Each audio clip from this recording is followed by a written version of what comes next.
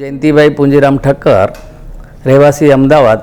પહેલાં હું ચકોડિયા મહાદેવ પાસે રખિયાલ રહેતો હતો. તે સમયે 86માં મને મેલેરિયા થઈ ગયેલ. એ સમયે મને ક્લોરોફિલનો એક ઇન્જેક્શન એમાં આપવાથી મારી કિડની પર ઇફેક્ટ થયેલી. જે તે સમયે મારી દવાઓ બ્લડ પ્રેશરની બધી ચાલુ થઈ તો 91માં મારા CM ક્રિએટિન 1071 આવ્યું. એટલે એમને મને કિડનીની બધી જ પ્રોસેસો અને કિડનીની દવાઓ ચાલુ કરેલ. તે સમય બાદ 2000 સુધી કમ્પ્લીટલી મારી કિડનીની દવાઓ ચાલુ જ હતી. પછી મને એમને એમ કહ્યું કે તમારે 2000માં મને કે ઓપરેશન કરાવવું પડશે. ક્રિએટિન 9 વધી ગયું હોવાથી મને ઓપરેશન કરવાનું એમને ગાઈડ કર્યું. અને ઓપરેશન 2000માં એમને મને ગાઈડ કરીને એવું કહેવું કે તમે કોઈ પણ તમારા ફેમિલી મેમ્બરની કિડની લેશો તો શ્રેષ્ઠ રહેશે. એટલે મેં મારા સિસ્ટર અને મારા બ્રધરની બંનેની એમના ટેસ્ટ કરાવ્યા. પણ સિસ્ટરનો ટેસ્ટમાં 50% જ મેચ થઈ અને બ્રધરનો 100% મેચ આવી. અને તે સમયે જ મારું કિડની ઇન્સ્ટિટ્યૂટમાં જ મારું ઓપરેશન થયું છે. અને એ વખતે મારું ડાયાલિસિસ કિડનીના 2 દિવસ પહેલાં જ કરવામાં આવ્યું.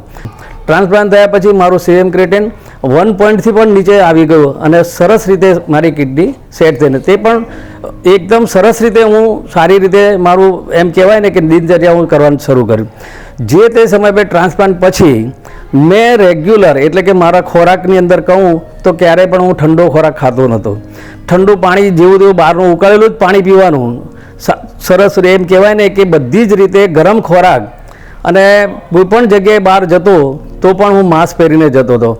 તો આ સમયે હું પોતે એટલી રીતે સરસ રીતે જીવન જીવું છું. આજે પણ મને 10/8/2000માં મારું ઓપરેશન થયું છે. અને આજની તારીખ જે કહું તો આજે 2024માં જાન્યુઆરીમાં હું આજે વાત કરી રહ્યો છું. એટલે વિચાર કરો કે મને 23 વર્ષ થયા છે, છતાંય પણ એટલું સરસ અને શ્રેષ્ઠ લાઈફ જીવી રહ્યો છું.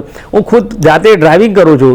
બીજી વાત એક મોટી મહત્ત્વની એ છે કે હું આ દવાઓ બધી જે છે ને એ હું મારી જાતે જ લઉં છું. અને એટલી બધી કેર લઉં છું કે એક પણ ટાઈમ હું દવાને ભૂલતો નથી.